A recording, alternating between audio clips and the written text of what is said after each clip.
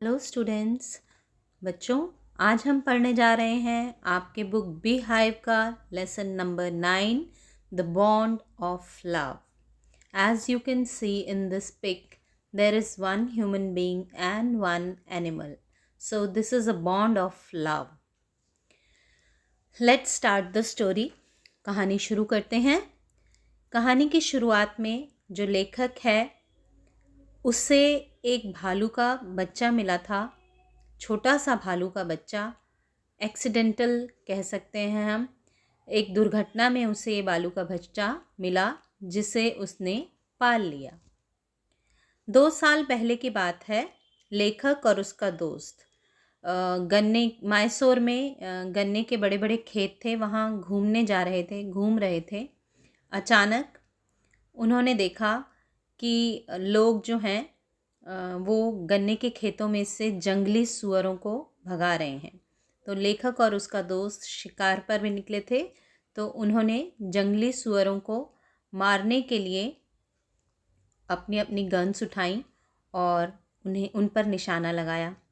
तभी एक बड़ा सा भालू उस गन्ने के खेतों में से निकलता हुआ दिखाई दिया और घबराहट के मारे लेखक के दोस्त ने उस भालू पर ही गोली चला दी।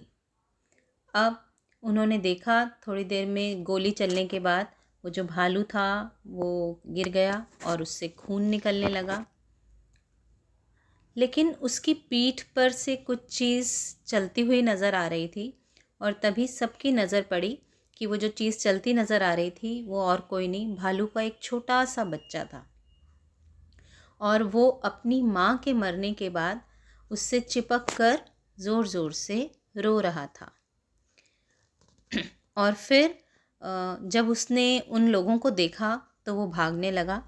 तो लेखक उस भालू के बच्चे के पीछे गया और उसने उसे उठा लिया, पकड़ लिया उसे और उठाकर एक बैग में डालकर अपने घर ले आया। घर आकर उसने वो भालू का बच्चा अपनी पत्नी को दे दिया। उसकी पत्नी बहुत खुश हुई। उसने एक कलरफुल रिबन उसके गले में डाल दिया और उस भालू के बच्चे का नाम रखा ब्रूनो। ब्रूनो बॉटल से दूध पी लेता था और फिर धीरे धीरे उसने खाना पीना सब कुछ शुरू कर दिया। पहले वो छोटी पतली पतली चीज़ें खाता था, पीता था, फिर करी, फिर पुडिंग, चाय और लस्सी, यानी कि वो भालू का बच्चा सब कुछ खाने लगा। और धीरे धीरे वो उस घर के पालतू कुत्ते थे जो अल्सेशियन डॉग्स, उनके साथ खेलने लगा और उनसे उसकी दोस्ती हो गई। वहाँ उनके मकान में किराएदार रहते थे, उनके बच्चों के साथ भी वो ब्रूनो खेला करता था और वो उसे पसंद करते थे। एक दिन ब्रूनो लेखक की लाइब्रेरी में गया जहाँ उसने चूहे मारने के लिए जहर रखा हुआ था और ब्रूनो को सब कुछ खा लेने की आदत पड़ गई थी। तो ब्रूनो ने उस जहर को भी कोई खाने की चीज़ समझकर खा लिया और उससे अचानक पैरालिसिस अटैक हो गया। तो ब्रूनो को वो वेटरनरी डॉक्टर के पास ले गया लेखक, और वहाँ उसने उसे इंजेक्शन लगाया। बड़ी मुश्किल से उसे बचाया गया लेकिन वो ठीक हो गया और लेखक उसे अपने घर वापस ले आया।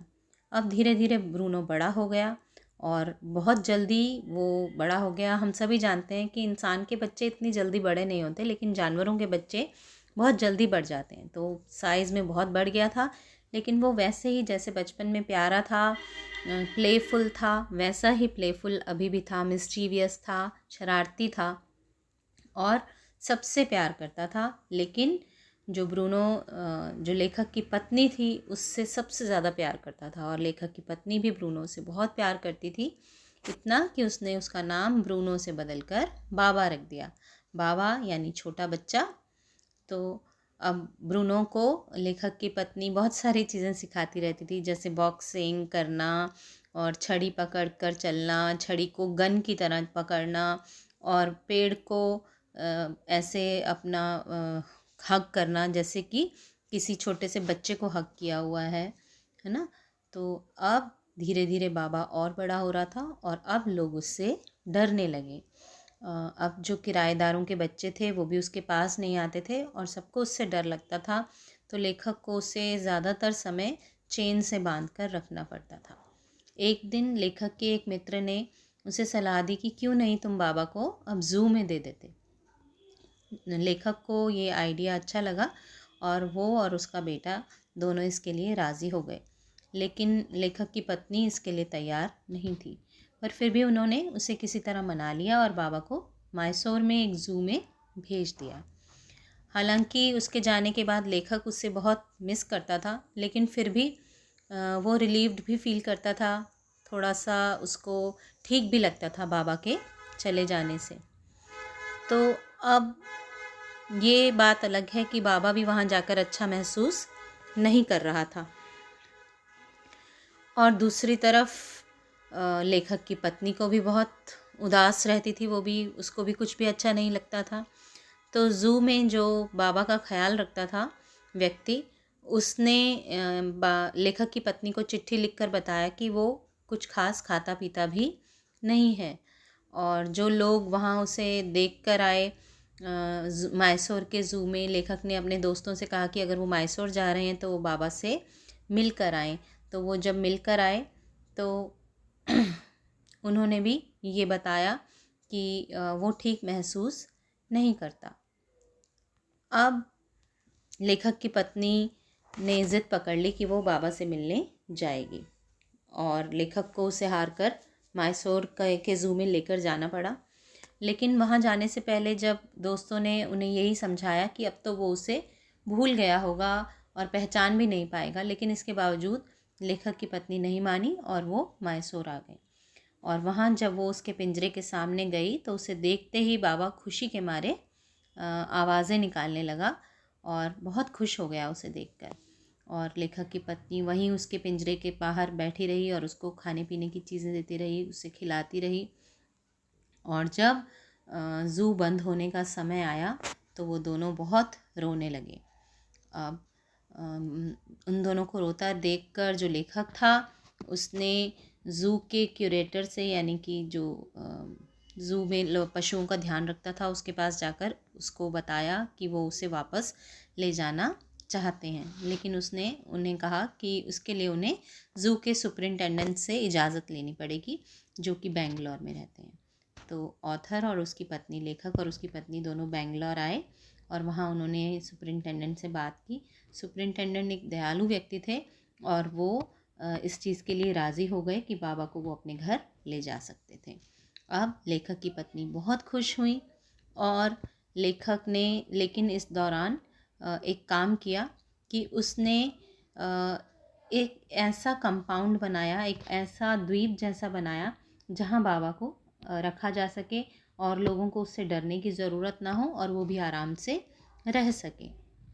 तो उस द्वीप को इस तरह से बनाया गया जैसा हम चित्र में देख रहे हैं, और उसके चारों तरफ एक पानी की नहर बनाई गई और उससे बाकी घर से थोड़ा अलग रखा गया। और बाबा के लिए एक सुंदर सा वुडन बॉक्स का घर भी बनाया गया ताकि वो वहाँ पर सो सके। और फिर बाबा को उसके नए घर में छोड़ दिया गया।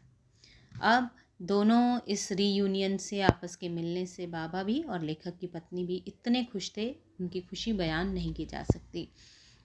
इस कहानी से लेखक हमें ये बताना चाह रहा है कि प्यार सिर्फ मनुष्य या इंसान ही नहीं करते, प्यार जानवर भी करते हैं और इंसान और जानवर के बीच में भी प्यार का एक अनोखा बंधन हो सकता है। वो दोनों भी एक दूसरे से इतना प्यार कर सकते हैं कि एक दूसरे के बगैर ना रह सकें। ये ही हमें इस कहानी से सीखने को मिलता है। और बाबा ने अपने प्रेम से और अपनी यादों से ये बता दिया, अपनी मेमोरी से ये बता दिया कि वो सिर्फ जब तक लेखक की पत्नी उसके सामने थी तब तक ही वो उससे प्यार नहीं करता था, बल्कि जब वो उसे ज़ू में छोड़ाए तो भी वो उसे भूला नहीं और वो उतना ही सेंसिटिव है जैसे कि कोई इंसान होता है। साथ ही नरेटर ने, लेखक ने हमें ये भी बताया कि उसकी पत्नी और बाबा में जो प्यार था वो कितना मज़बूत था कि आखिर उसके वहाँ से जाने के बाद भी वो उसको वापस लौटा लाई और वो वहीं उनके साथ ही रहा। तो थैंक यू बच्चों, thanks for watching this story and listening. अब इस कहानी को आप बार बार देख सकते हैं और अच्छे से पढ़ सकते हैं।